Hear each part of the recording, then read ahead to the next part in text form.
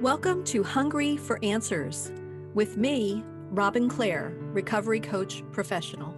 Do you love food, alcohol, drugs, sex, social media, cigarettes, or gambling a little too much? The traditional narrative says that addiction to these vices is the problem. The truth is, they are just symptoms. This hit show takes you from recovery to your ultimate life as my special guests and I help you discover how underneath every vice is the addiction to the suffering that developed due to unhealed trauma. So what can you do? Hungry for Answers provides groundbreaking, proven solutions from my best-selling spiritual book, Feast and Famine: Healing Addiction with Grace. It's time to stop suffering and start living your ultimate life. You have a divine right to a life filled with love, joy, peace, and abundance. Hungry for Answers starts now.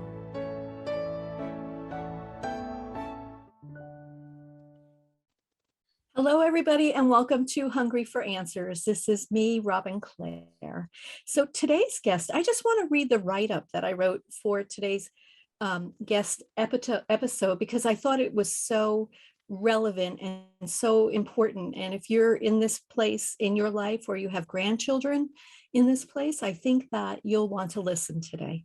So today's special guest is Richard Capriola, and he's the author of The Addicted Child, A Parent's Guide to Adolescent Substance Abuse. And what I wrote is that Richard's mission is to save children's lives by educating parents on recognizing all the signs that indicate that their child has a substance abuse problem. Unfortunately, most parents have no idea that their adolescent child has a problem. However, Richard's 20 years of experience as an addiction counselor has taught him that when parents are better prepared, they find the courage to do whatever it takes to support a positive shift for their child. So please join me in welcoming Richard to the show. Welcome, Richard. Thank you, Robin. It's a pleasure to be here with you. Thank you so much for taking the time to talk to me today. Yeah, I'm excited about this topic.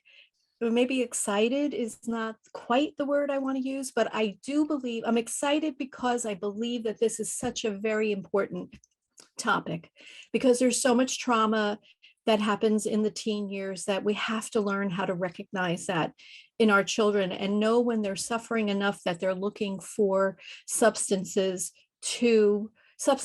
or vices to feel better about the trauma that they're suffering from. So I always ask this first question to all of my guests, and that is, was there ever a time, Richard, in your own life where you were so hungry for answers that you didn't know where the answers were coming from?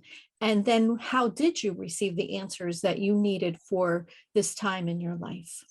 Well, there's been many times in my life when I have been searching for answers for one issue or another issue.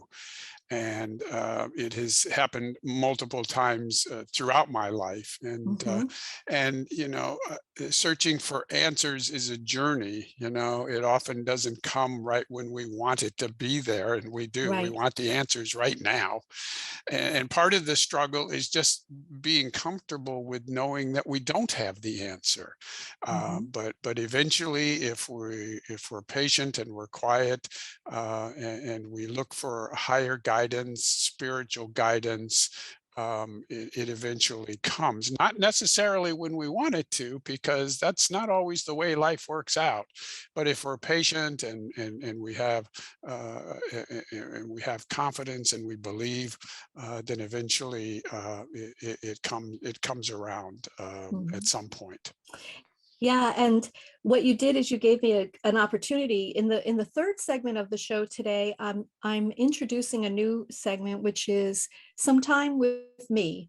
I am a spiritual teacher, best-selling spiritual author, channel for the Ascended Masters, and I live my spiritual journey. And I felt that it would be time for me to share this wisdom with my listeners that I have discovered over the many years I've been on the journey, but also to share messages that might be relevant for what is going on in the world today. And so I'm excited that today's the first time we're going to be doing that in the third segment. It doesn't have a fancy name like Clarity Corner or Hungry for Answers with Robin. It's just gonna be is, right? Which is what we're all trying to do, right? We're trying to be grounded and allow the answers to come to our lives. So thank you for that answer. So all right, so let's get into your work and then and your book. So the first question I have for you about your work was, I know that you have 20 plus years of experience as an addiction counselor. And so what are the main themes you learned over these past 2 decades of experience treating teens and adults diagnosed with mental health and substance abuse disorders? What would you say are the main themes that you see over and over again? I think one of the main themes is that this is a very difficult issue for families and for parents. This is an issue, quite frankly, they want to avoid. They want to assume that it's not going to happen to their child. It happens to other children. Mhm. And therefore, they tend to want to avoid it. They want to stay away from it. They want to live in a world where they assume it can't happen to their child. And then when it does happen, they're thrown into a panic. They're thrown into crisis. So my goal as a counselor in writing this book was to give them the information that will help them feel more confident about this issue, less paranoid, less afraid of it, because knowledge is power. Right. The more we know, the more comfortable we are with an issue.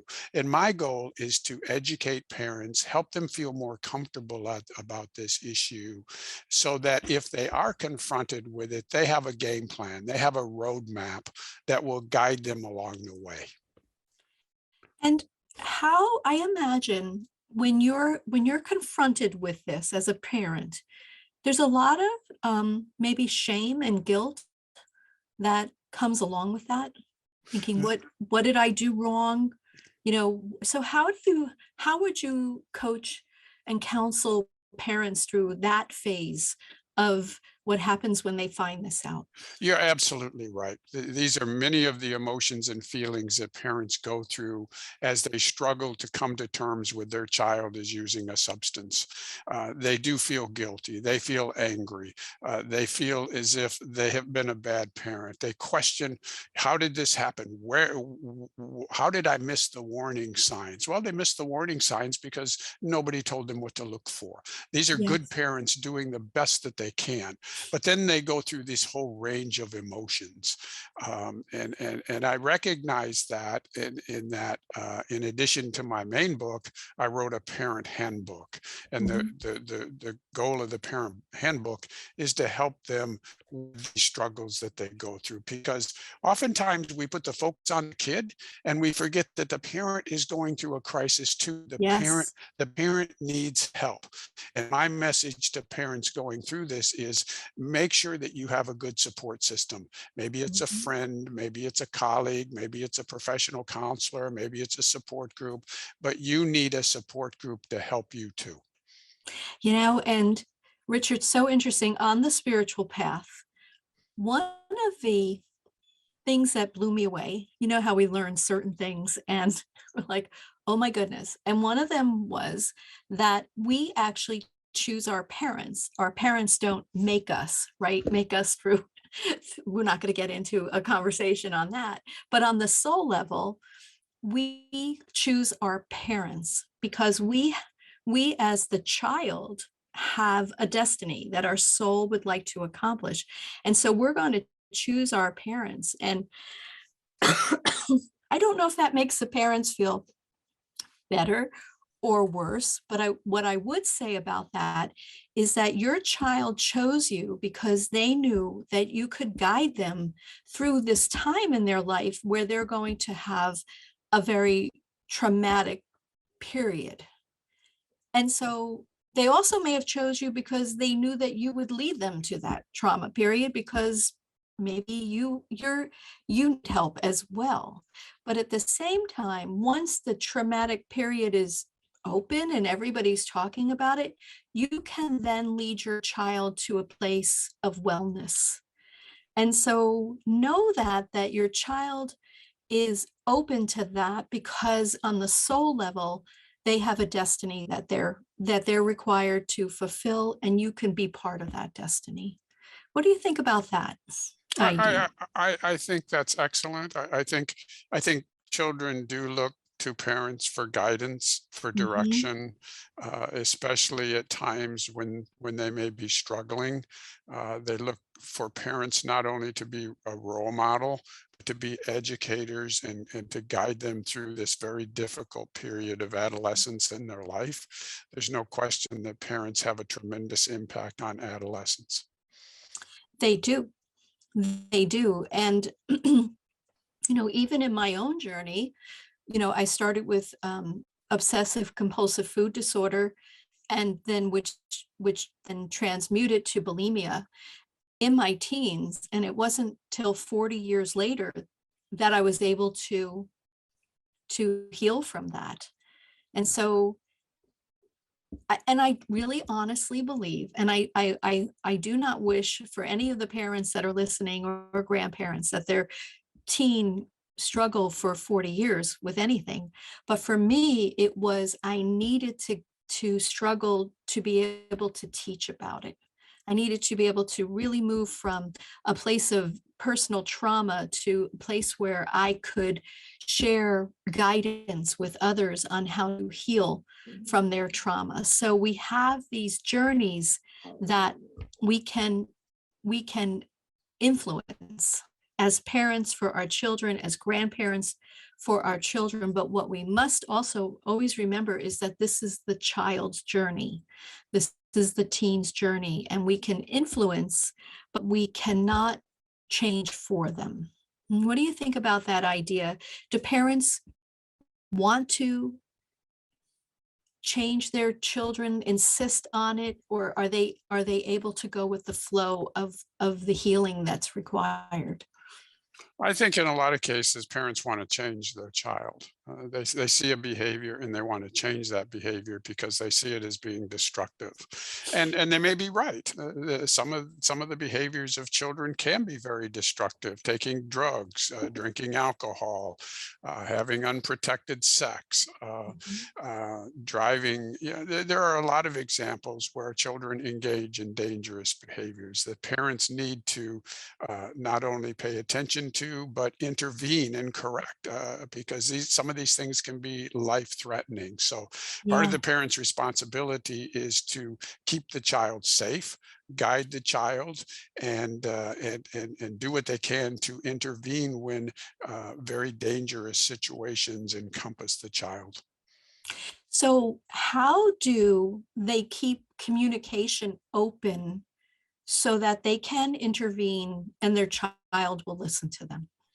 Well, I'm often asked, if I suspect my child is using a substance, what's the first thing I should do? And the first thing you should do is have a discussion with your child, and that gets to Mhm, the communication issue. mhm, And when I say have a discussion with your child, I mean don't argue with the child, don't condemn the child, don't threaten the child, don't punish the child. Come at it from an inquiring point of view. For example, I'm seeing these behaviors. Can you help me understand why I'm seeing them? So you approach it from an inquiring point of view. mm, And the second point is when you're having a discussion with their child, we're very good in communication, listening to each other's words. We do a good job of hearing everybody's words. When we're talking to somebody, we can hear their words. We don't do such a good job of understanding the feelings that are behind those mm. words. So we hear the words, but we miss the feelings. And that's a skill that every parent can practice and every parent can learn, so that when they're talking to their child about any issue, they're not just hearing their child's words, They're tuning in and listening to their child's feelings, and they're reflecting those back. And that can be a very powerful communication tool that every parent can learn. And if you're having a discussion with your child about your concerns of their using a substance, it's really important that you be able to tune into that child's feelings. You may learn some things by tuning into those feelings. So, for example, in that, you're having this conversation, and would you say something like, I hear your words, I hear what you're saying, but I'm wondering if what you're really saying to me is how you feel about X, Y, or Z. Yeah, that's an excellent example. That's exactly how you would approach that type of a discussion. You reflect back what you're hearing, Mhm. and then you prompt the child to either affirm or disavow that what you heard is correct. So, because sometimes we misinterpret the child's feeling. We hear the words, but we're assuming something that may not be true. So, in communicating with the child, we want to get affirmation that what we're picking up on is true. So that's a good example of how we can repeat back to the child what we're hearing and asking the child to confirm if what we're hearing is correct. And what that also does, parents, grandparents, I'm really feeling like I need to include the grandparents because they're so much a part of this, is when you communicate that way, what that does is that allows you to not overreact because you're taking a moment to pause and repeat back and then allow, and it makes the child feel safe to continue the conversation, because safety is not only what you're trying to accomplish for the child, but you want the child to feel safe with you, that you're on their side and you're not going to punish them for their behavior. So I wanted to ask another question. We have 3 minutes to the break. Can you talk about what warning signs do you think parents should be aware of to if they think that their child might be on a substance or have a I, vice that they're I, doing? I'm glad you mentioned grandparents because I wrote this book for grandparents as well as parents, because many Mhm. times grandparents pick up on things that they see in their grandchildren well long before the parents even notice them. So it's Right. very important that grandparents be aware of these issues. And I encourage every grandparent that's listening to us, as well as every parent, to pick up a copy of my book, The Addicted Child, and read it. It's only about 100 pages. Mhm.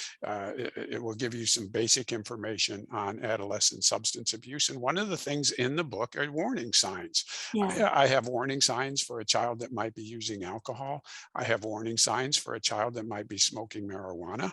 I have warning signs for a child that might be developing an eating disorder or might be self-harming themselves, because sometimes those can accompany a child who's using a substance. But as a general rule, what I say is pay attention to the changes you see in your child or your grandchild. You know your child or grandchild better than anyone. So pay attention to those changes. Don't assume that they're just normal adolescent acting out behaviors. They may very well be that, but they may be an example of something else going on underneath the surface. The longer these changes persist and the more of them that you see, the more likely there is something that's going on under the surface. Yeah.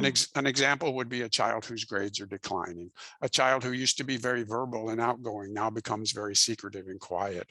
A child who used to enjoy sports no longer wants to participate. A child that used to introduce you to their friends, you knew who their friends were, you might have even known who their family members were, now becomes very secretive of their friends. So these are just some examples of changes that we can observe.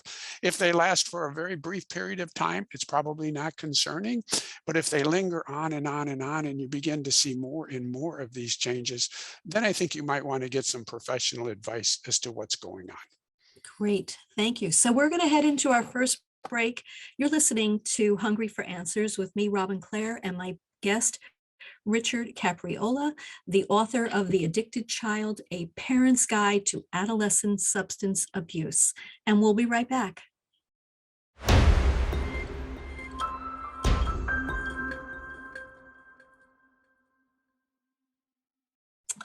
And welcome back to Hungry for Answers with me, Robin Clare. To learn more about my work, please go to clarity.com. That's CLARE-ITY.com, or you can find me on Instagram and Facebook with Clarity by Robin.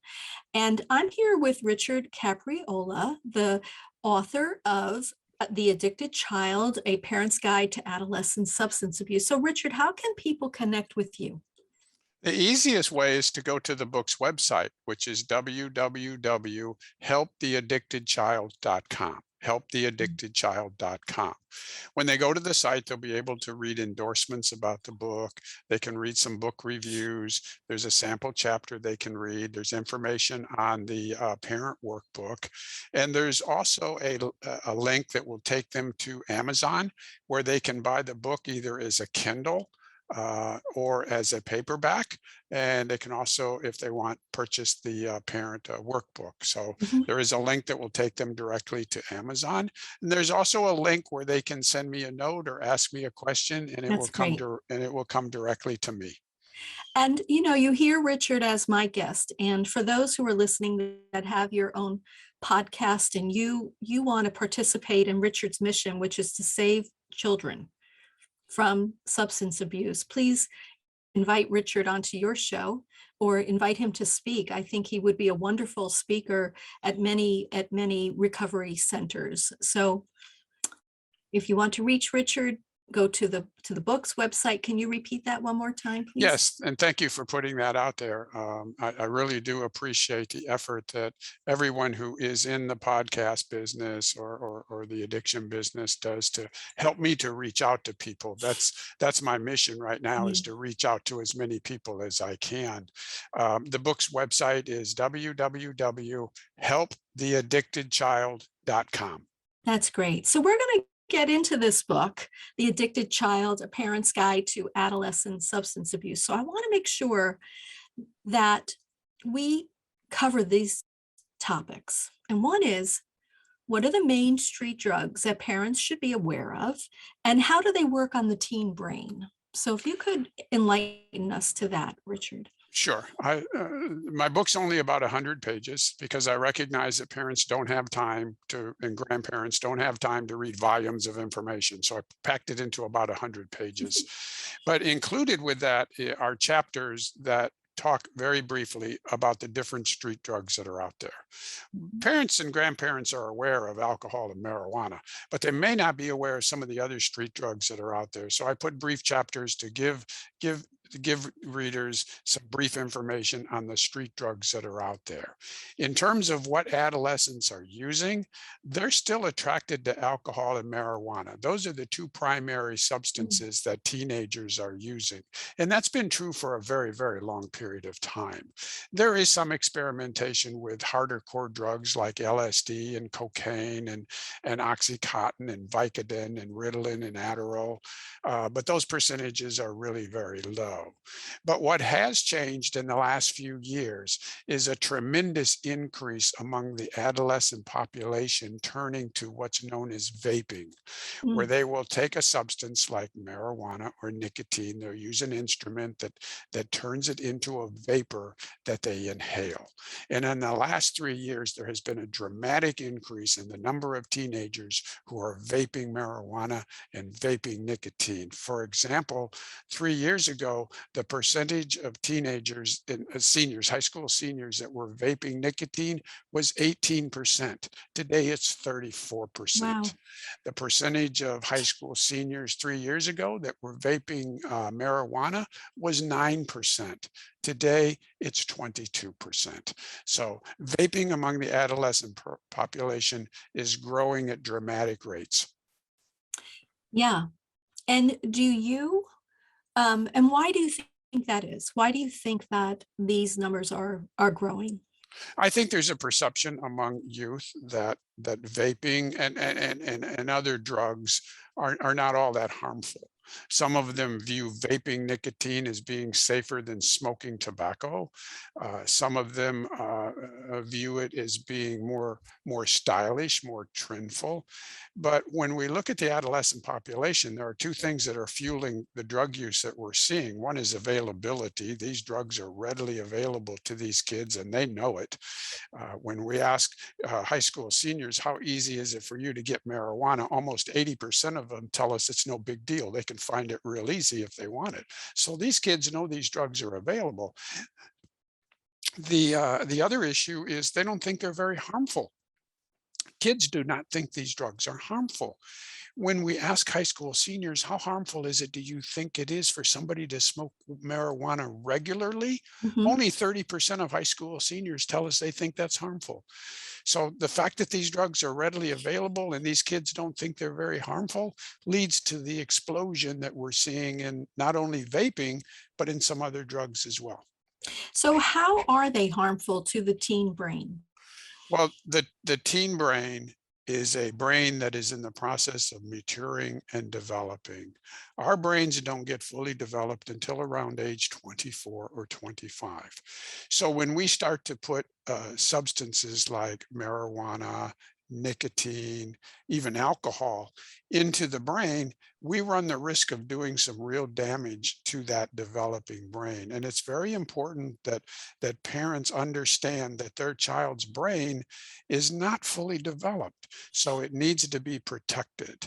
It is developing circuits and processes that child will need later on in life. Mhm. When I was treating when I was treating adolescents that were smoking marijuana multiple times a day, and the neuropsychological tests came back on those kids, and they pretty much had high IQs. These were very smart young men and women, but what I noticed was that the processing speed of the brain was below average. Their brain just wasn't moving along like it should be. Their short-term memory was impaired, and their motivation was very low.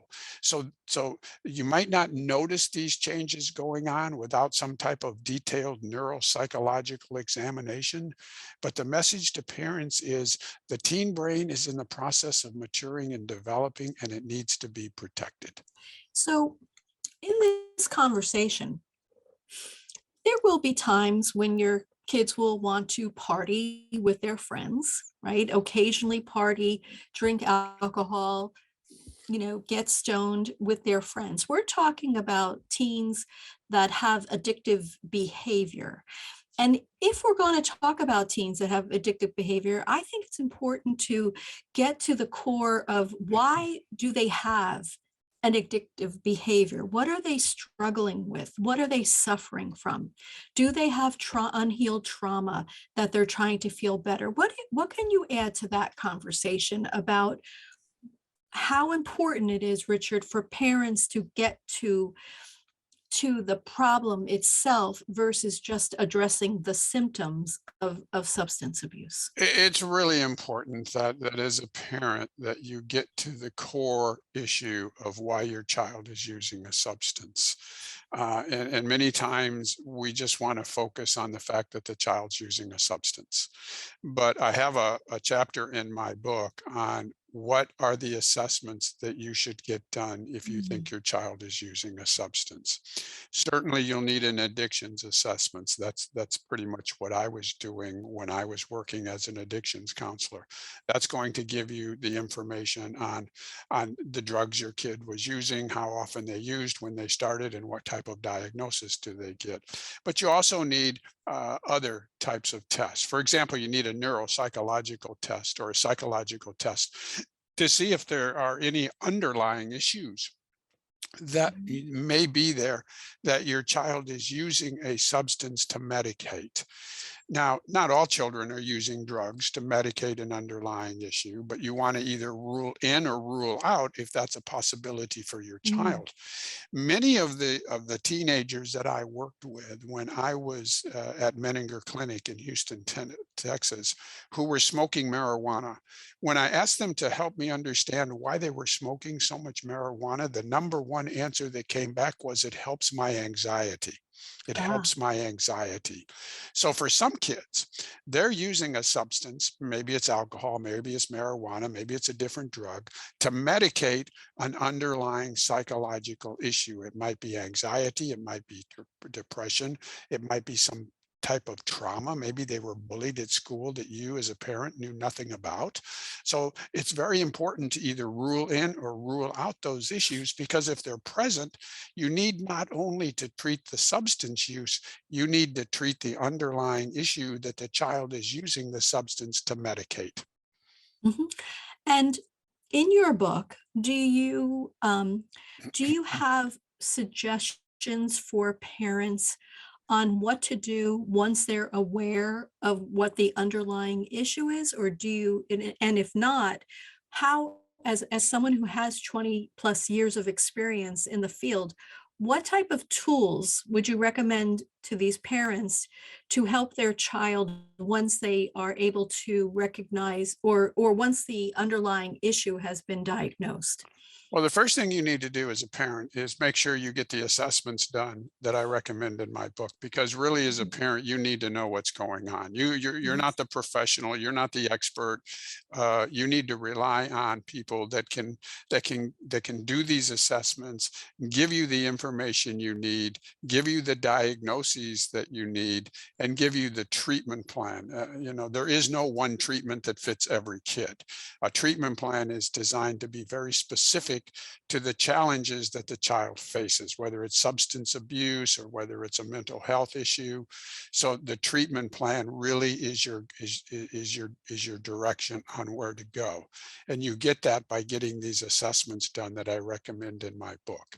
Then once you have the treatment plan in place, then the professionals will guide you in terms of where can you go to get the best treatment for your child. Some kids will do very good in an outpatient program where they see somebody once or twice a week. Other kids might need an intensive program, or Mhm, intensive outpatient program where they see somebody several times a week.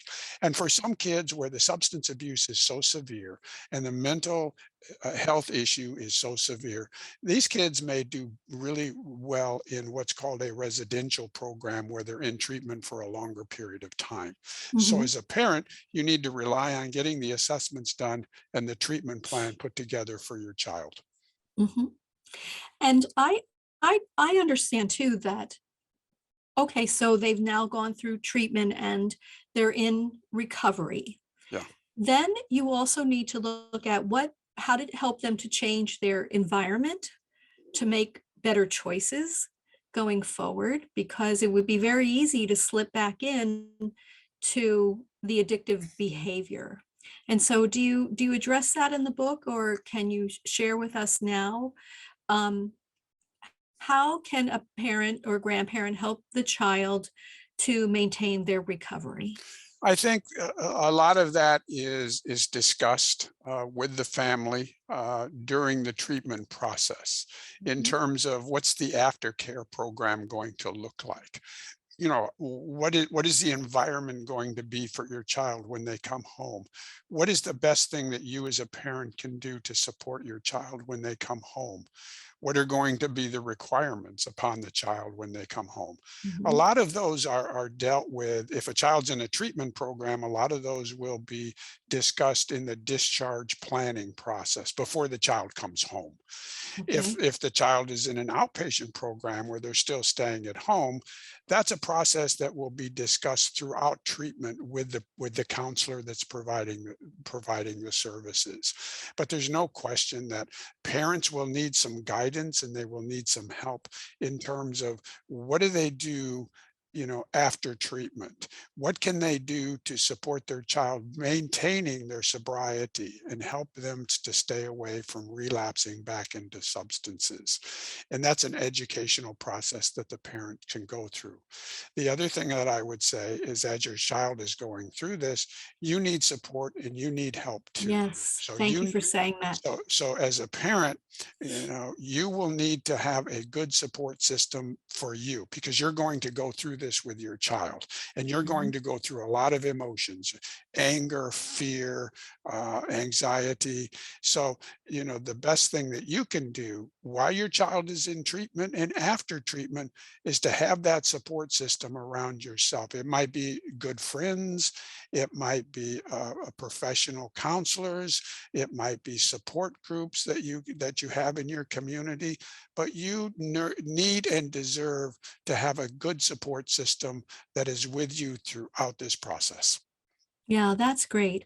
And so in the last couple of minutes of our time with you, how can we provide hope to parents and grandparents about what you've seen, what has inspired you about what can happen when children are given the support that they need? What has inspired me is the many success stories that I have seen from young men and women that I treated when they were at Menninger Clinic in Houston, Texas, which is a psychiatric hospital, and then followed them as they went through the process of going through the assessments and the treatment. And many of them went on to residential treatment for months. And hearing back the success stories later of how they successfully went through treatment, how they graduated high school, how they went on to college, and how they, in some cases, went on to graduate school. And just seeing how they were able to get beyond this very difficult time in adolescence where they were struggling with a substance abuse issue and struggling with a mental health issue, how they successfully went through treatment and turned their lives around. Those are remarkable stories, and those are Yes. often the ones we don't hear of, but they are out there. And my message to parents is, if you are going through this struggle with your child, or if you anticipate that it might happen to you, there is a message of hope. You and your family and your child can get through this process. Our brains have a remarkable capacity to heal themselves. Mhm. They will get better. And you and your child and your family can get through this together. You can recover from it. And in terms of the brain itself, it has a remarkable capacity to heal itself. That's wonderful. And that's a great place to end this part of the Hungry for Answers episode with Richard Capriola, author of The Addicted Child, A Parent's Guide to Adolescent Substance Abuse. So thank you for being here, Richard. And we're going to take a break again and come back, and you're going to spend some time with me, Robin Clare, and I have some spiritual topics to enlighten you on in regards to being hungry for answers. So we'll be right back. Thank you.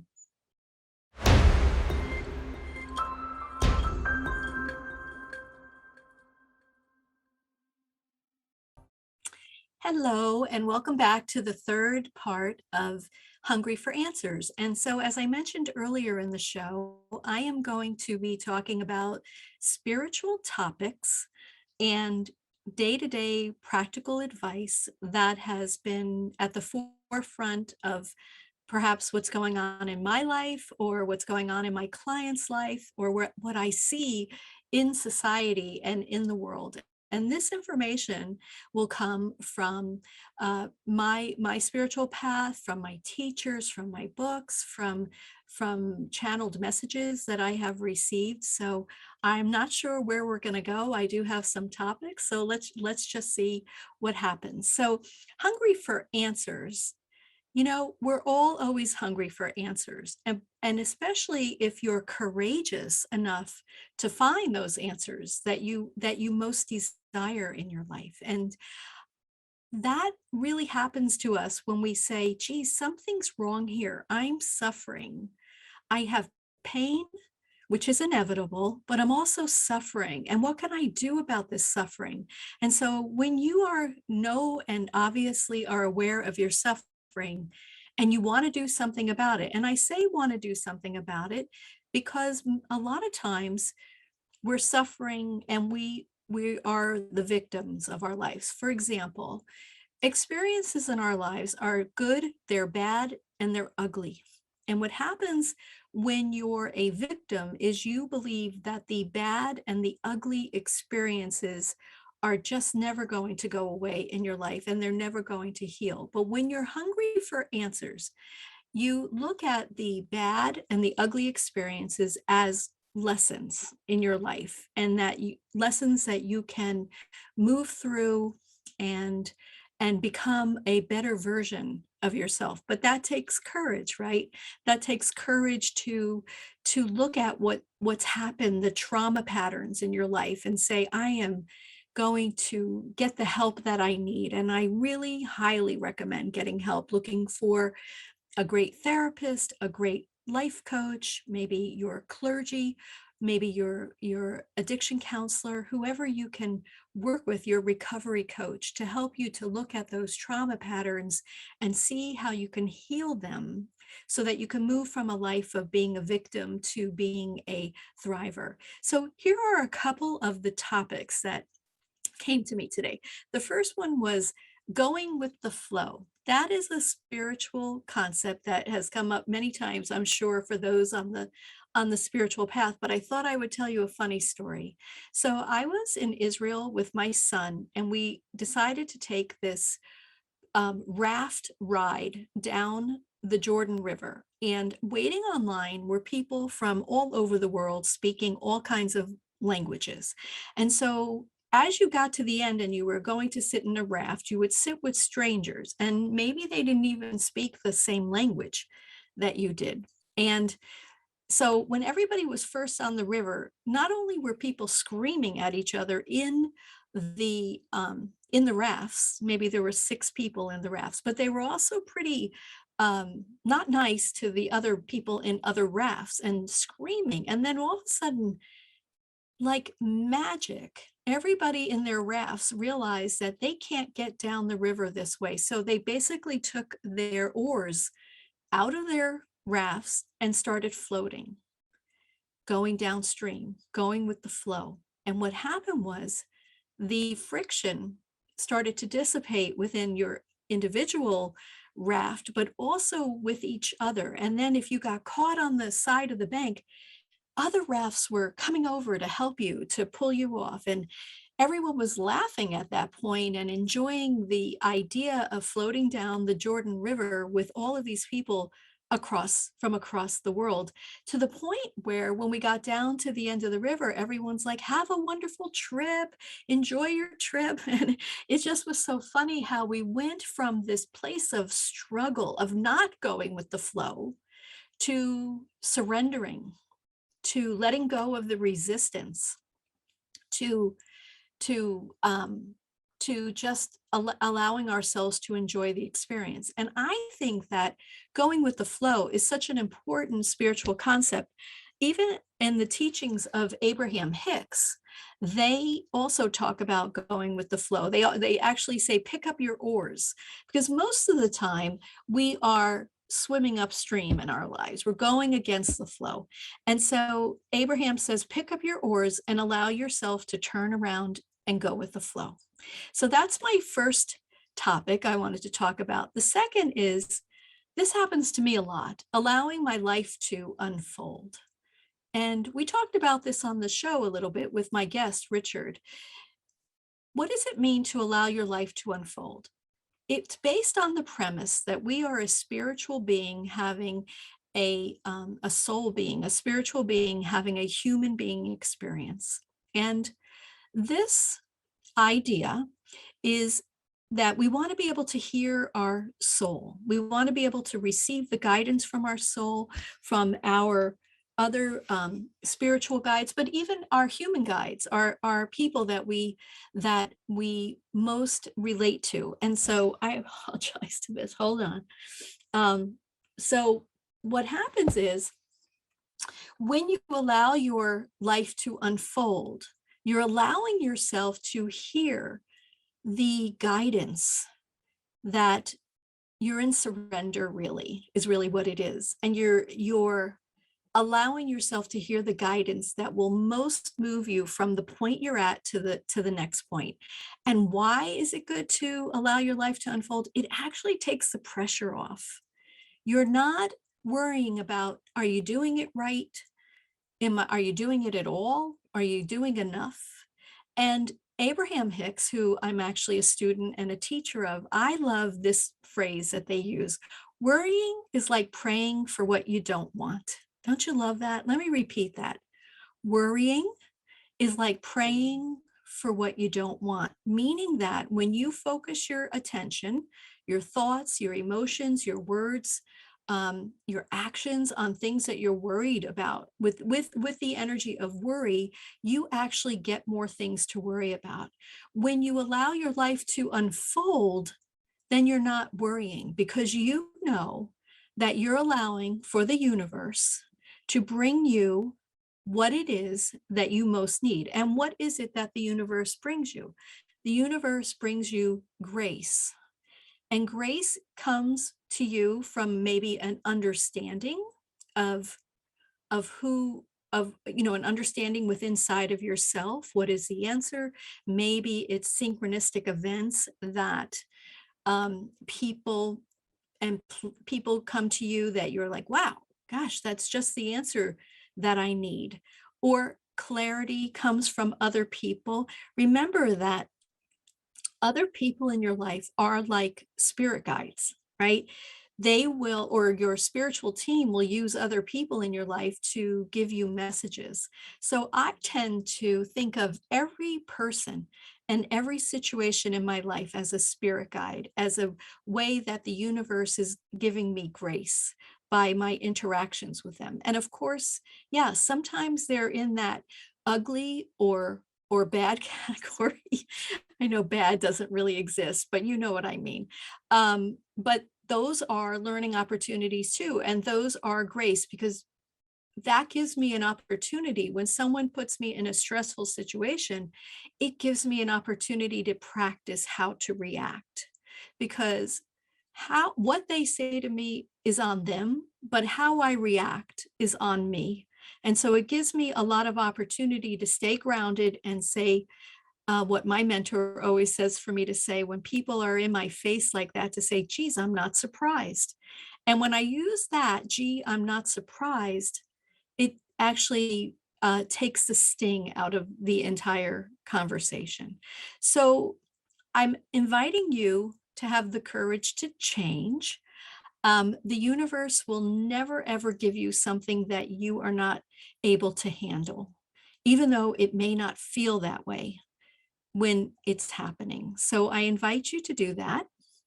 I invite you to know that you are never alone in this world, that you have your spiritual guidance. If you go inside, who can help you? You have people in your lives that can help you, family and friends and professionals that are here. And just know this, know that you are not alone, that everything can work out in your life. And if you're struggling with addiction, that recovery is just a few steps away from you. And so thank you for joining me today on Hungry for Answers. This is Robin Clare, and I wish you a wonderful day. Thank you so much. Thank you for tuning into Hungry for Answers. Learning to love ourselves is the one true solution to addiction. Make a commitment to healing today and see how you can reach your ultimate potential. Remember, you have a divine right to a life filled with love, joy, peace, and abundance. To learn more about me and my offerings, please go to clarity.com. That's Clare, CLARE -ity.com. See you next time.